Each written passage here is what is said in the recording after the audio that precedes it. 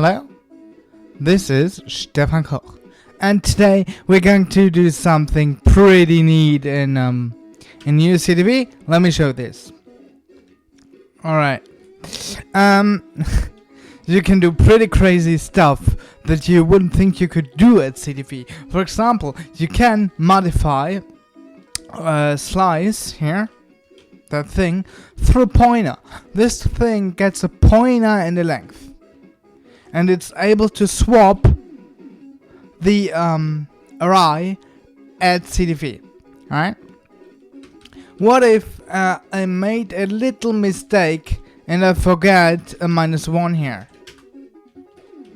So we will run one over. Let's run this with a normal DMD. We get a compile time error that tells us that we are over the allocated memory block. We get super nice bounce checking, even through the pointer. The pointer retains the length information, which is just incredible. I still think that's a genius move that John did there. Not John. Was it John? Don, right? Yeah, Don did there. Don Clarkson, the guy who wrote the first CTFE engine. Great guy. Very intelligent. Now, we want to do the same thing, alright? So let's first see how newCTFE handles this. And it gets a bunch of errors because it does not expect to do an indexed operation on a pointer. Right? Okay. Now, for that, we need to do something interesting. We need to make the ABI for pointers and the ABI for slices equivalent. And let's hope we've already done that. Oh, this length -1, I see here, has to be size t, because it is used as an array index. Shouldn't be a problem. Just make it a size t, then. There we go. Now you see, oops.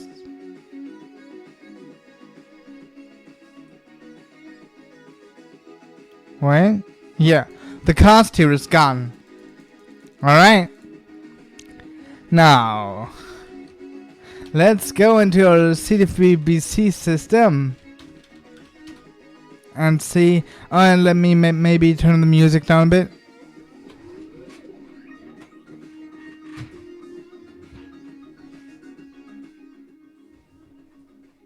There, that's better, right?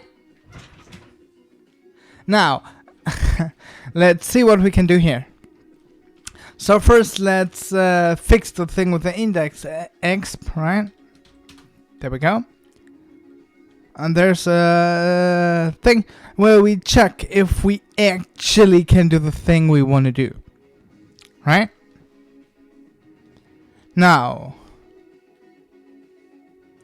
I think maybe let's use our new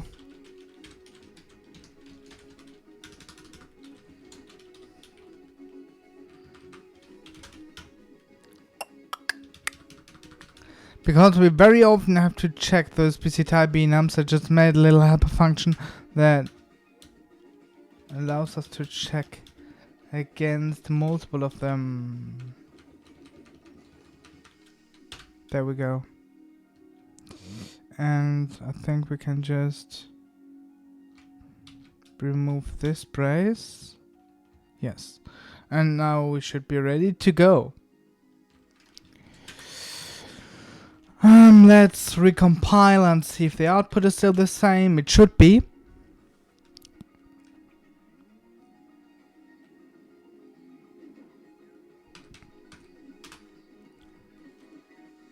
Yep, same output. Great. Now we can add the pointer to there. There.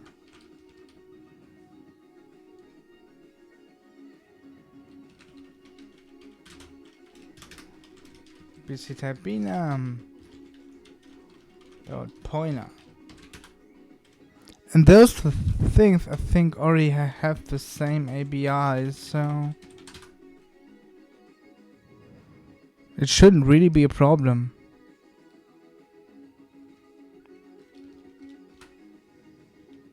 Whoa!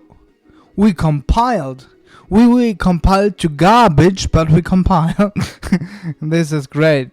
And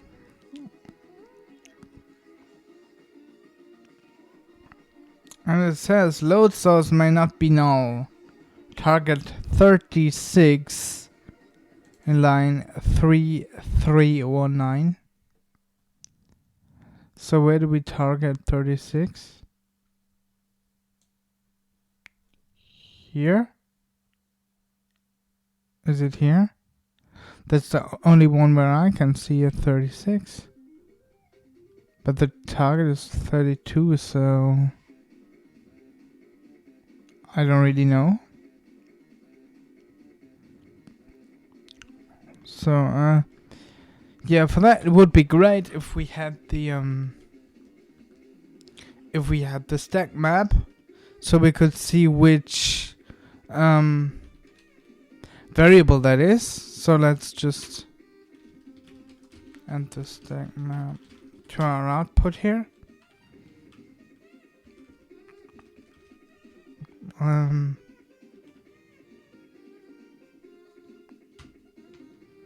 We just say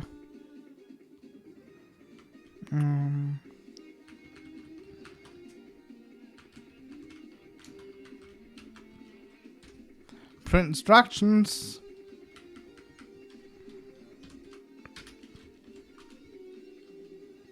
We give the code. We give the stack map.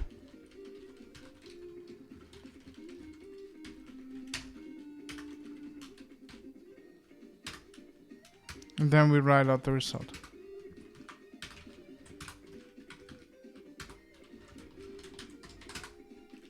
Let's see if that works. It seems to compile. So it will most likely work. Yes.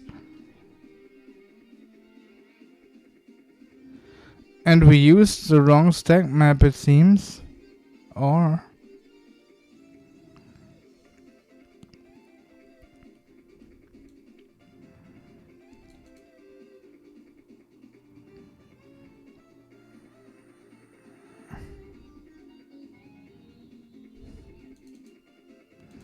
we add the loop end.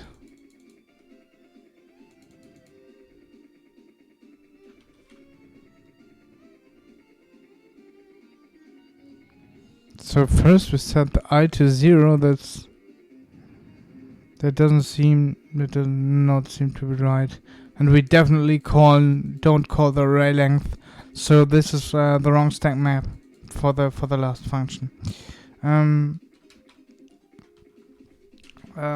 Okay, then we need to enable the debug in our system. Because output BC only works if we only have one function. Which we don't, which is not the case here. We have more than one function. We have to go to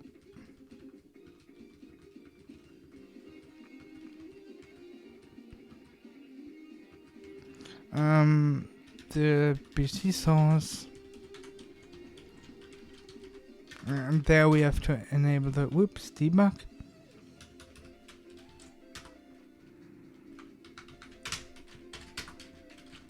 There we go.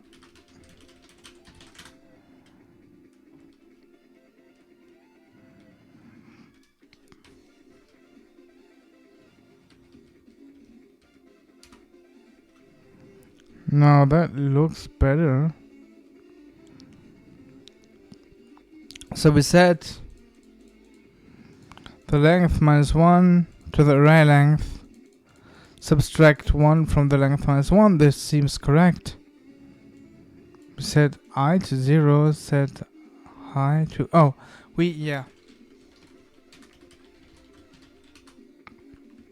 we have to pull. I just did a a little fix yesterday, which fixes the thing where we set the... Oh! That is the same exact thing we should have fixed.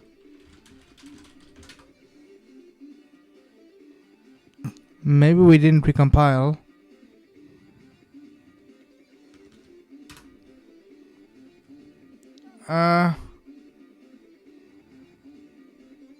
Okay, that doesn't look very fixed to me.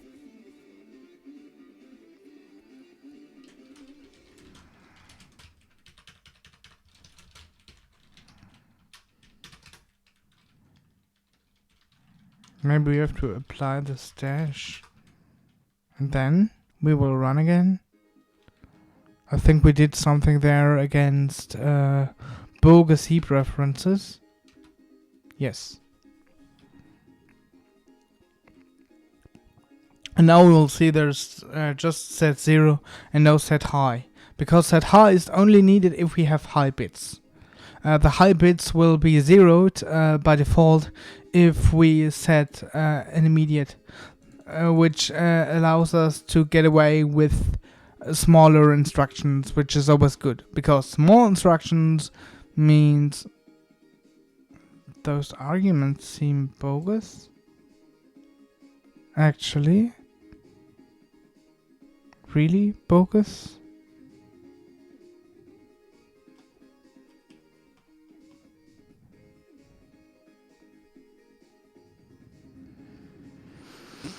I mean, the argument should be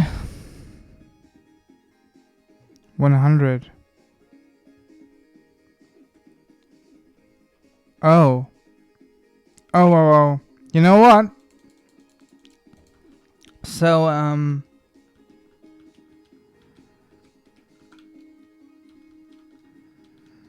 this is what's happening. Where's the... There. Right. Here. Instead of the pointer, we pass the array of 0. This is really bad. We need to fix this right now. You saw that in the arguments there was the 1 pass there. Like if I do that now, if I do say 20 here.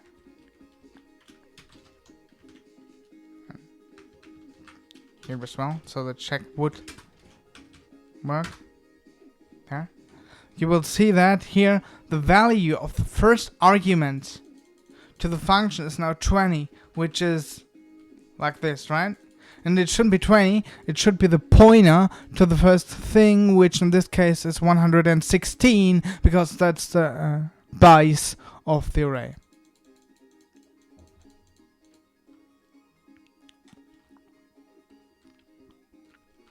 So this is bad, right?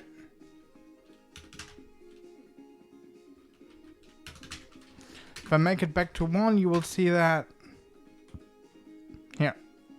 The value is 1 here, which indeed confirms our suspicion, and the 5 here is the length of the array, right?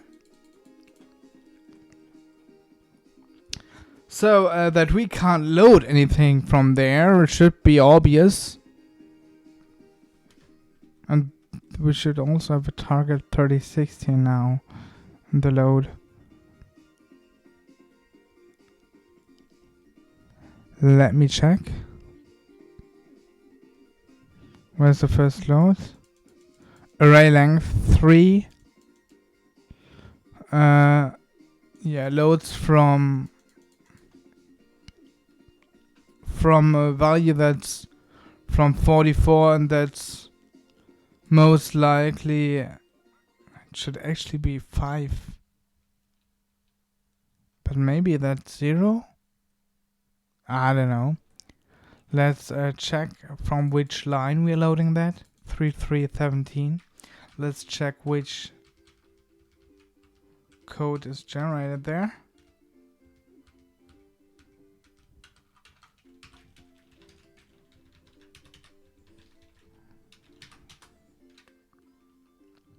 Okay, so this is the normal load from index expressions.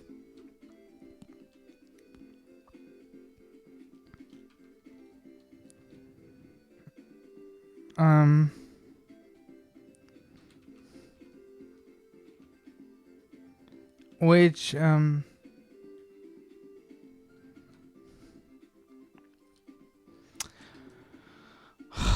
actually we load from a pointer, I think. Don't we? Or maybe we don't.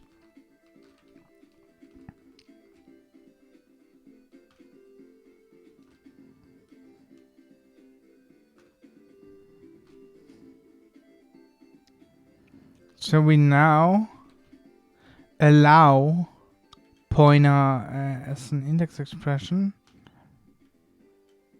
and checking the length should actually work. And let's fix the spelling here.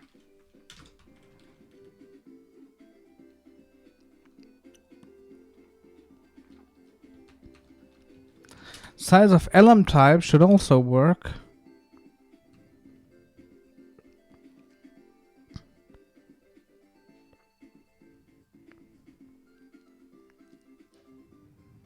And we don't do the bounce check. That's why it works.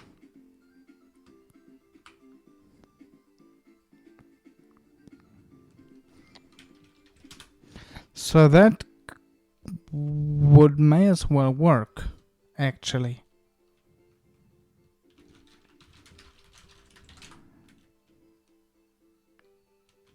If the pointer has the right format. Which I'm guessing it doesn't. Because we're still passing... Yeah, the wrong thing here. So, we need to see how the symbol... this should be... Whoops. Go to the right source code. Yeah. This thing here. This should be a so-called symbol expression, symbol offset expression. Because it's the offset 0 of the symbol array. And that doesn't seem to be happening. So let me take another look. Let's make a small file here.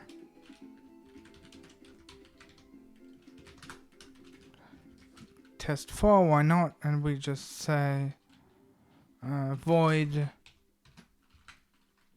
int array r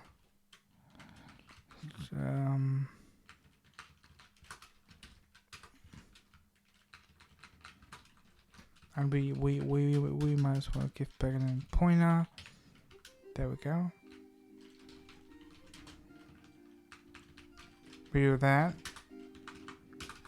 We do pragma message star, and let's call this function star function of 1, right? This should give us back 1 actually.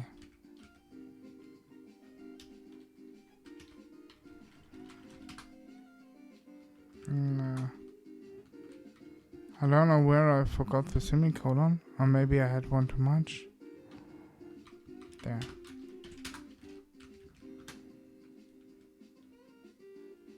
And it gives back 0, which is bad. Let's check that DMD gives back 1. Yes. So we found our first bug. Though the thing seems to be indexed correctly, actually. So maybe we do that. We do 1, 2, 3 here, and we give back the address of the first thing. we get 0 here again. The 2 is loaded correctly, but the address still points to 0, which I really have no idea how that can happen. And of course, if we use normal DMD, like that, we get back 2. So this needs to be fixed immediately. Let's just take a assert here.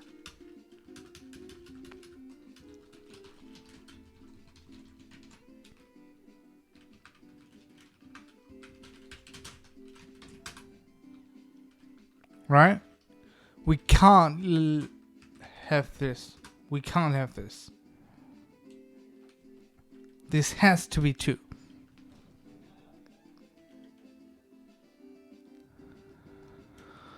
So it actually seems that we're doing something wrong here.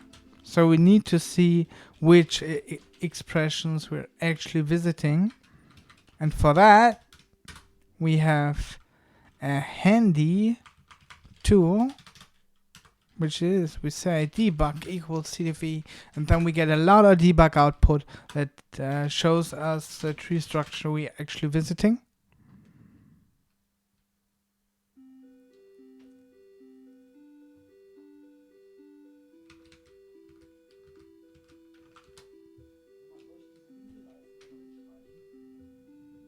So, and first we visit an index expression, that's fine. Then we visit a variable expression R, that's also fine. You have an index type slice, which is also fine. And this expression here, it's a stack value 24, which is the same as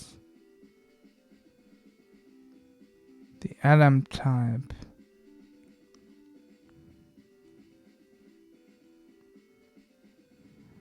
So sorry, I still don't quite know.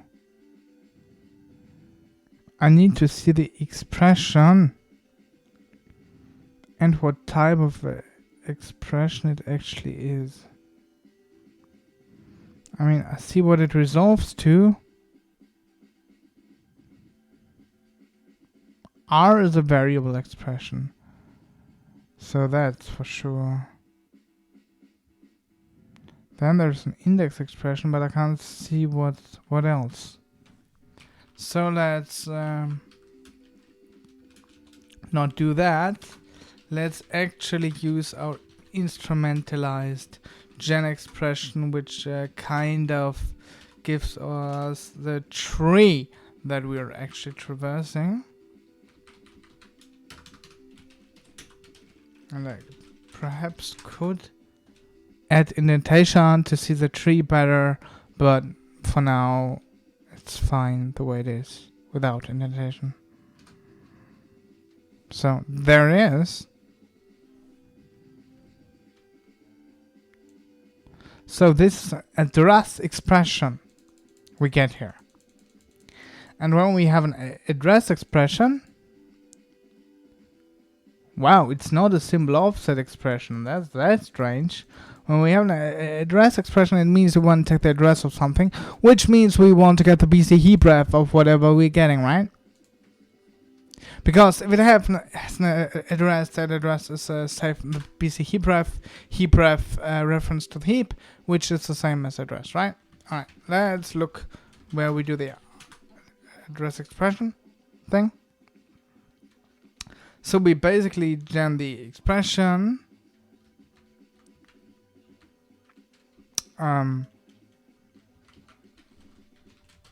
auto expert, right? Or let's call it E1, it doesn't really matter.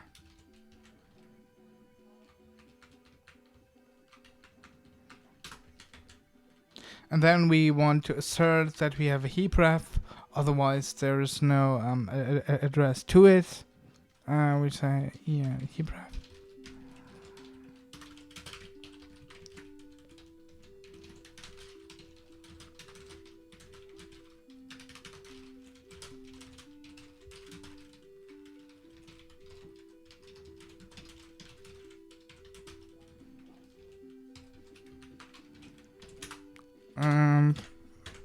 This assert may be firing in some cases where we do take the address of our local, and when we do that we have a problem.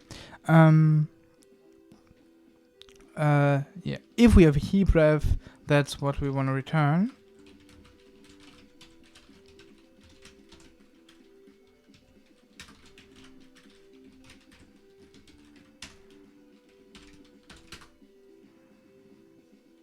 Alright. And we kind of need to return the type, but let's do this piece by piece. So it compiles. That's a good sign.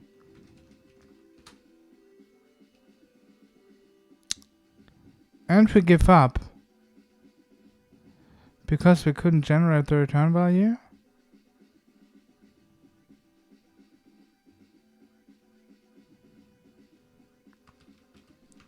Which means that red will evaluate to an invalid value.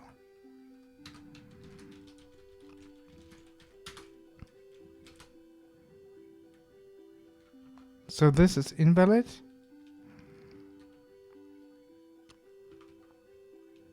But it has a heap ref. So this should actually be valid. Let's see what value we get here.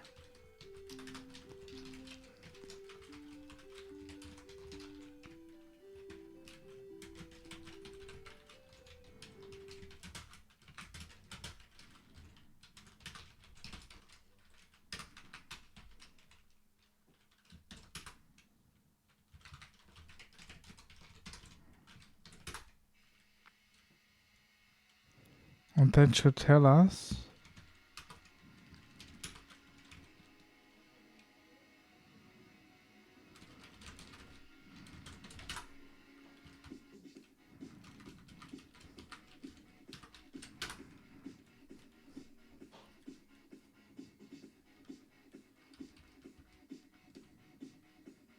$3978.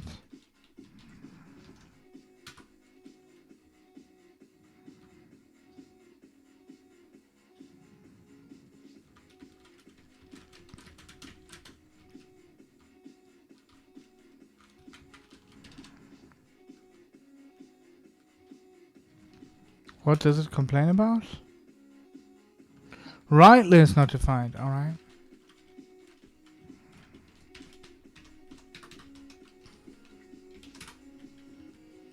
Now let's import it. And let's add the comment debug line so I can comment this out. When we are finished debugging.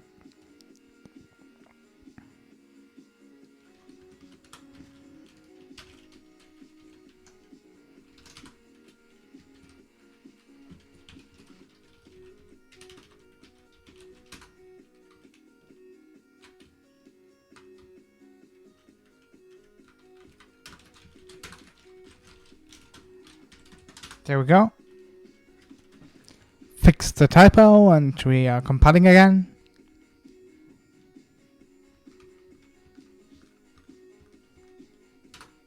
So let's see what happens.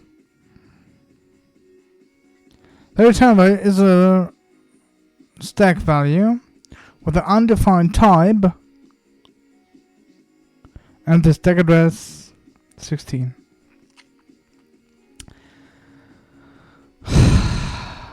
Well, the address expression is a pointer, really. So why don't we give it the type pointer? Oh, we make it an I32. It doesn't really matter, I guess. Maybe an I32. So there.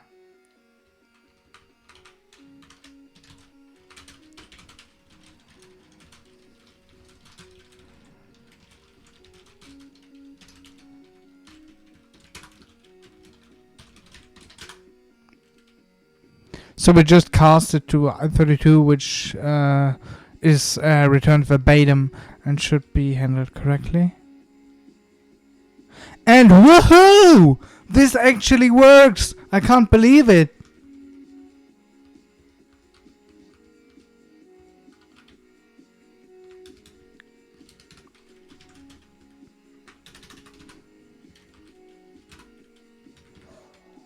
So we can actually do this. This is incredible. This is so nice. But I bet we can't slice it. But this is a great. Let's check if we are okay with the div that we have here. We want to remove the GAN expr from what we're doing, but then we can commit.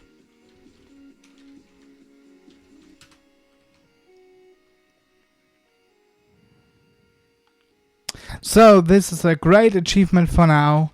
Great achievement for this video. We are now actually able to get a pointer to the array and return that correctly. This is super great. And we can now, yeah, we could actually change that thing through the pointer. If we had something like void change in star p, that we do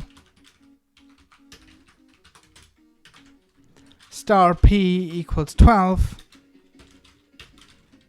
Right, there we go. And we actually did that. We said maybe int, and then we say change r,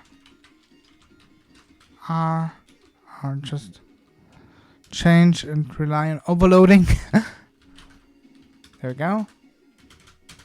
And then we do change r 0, address of 0. There we go. And then we do a pragma message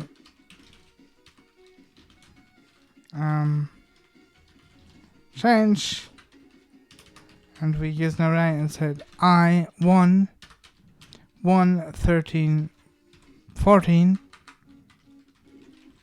and the first element is going to be changed to 12, so the output should be 12 13 14. So let's see if that is true. First with DMD. Oh, no return statement. Oh yeah, have to return all after the change. So the output is 12 13 14 with the normal DMD, and now with our version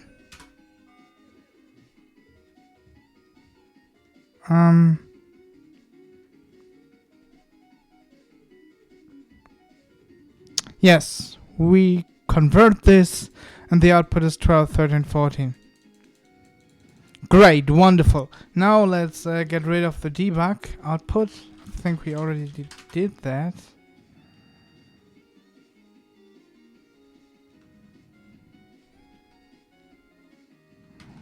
Now let's run it again, and we have to get rid of the debug output of the interpreter.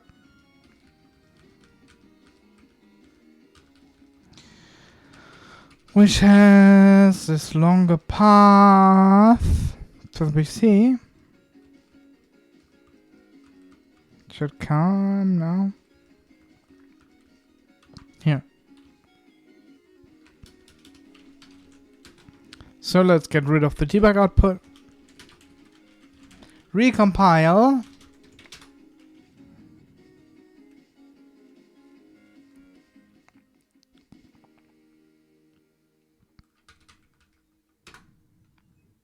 And we can now have pointers to arrays. We should give ourselves a hand. Great. And now I'm going to stop the video and load it up to YouTube. This was very exciting and very successful today. I can't wait until I implement the pointer to slice thing.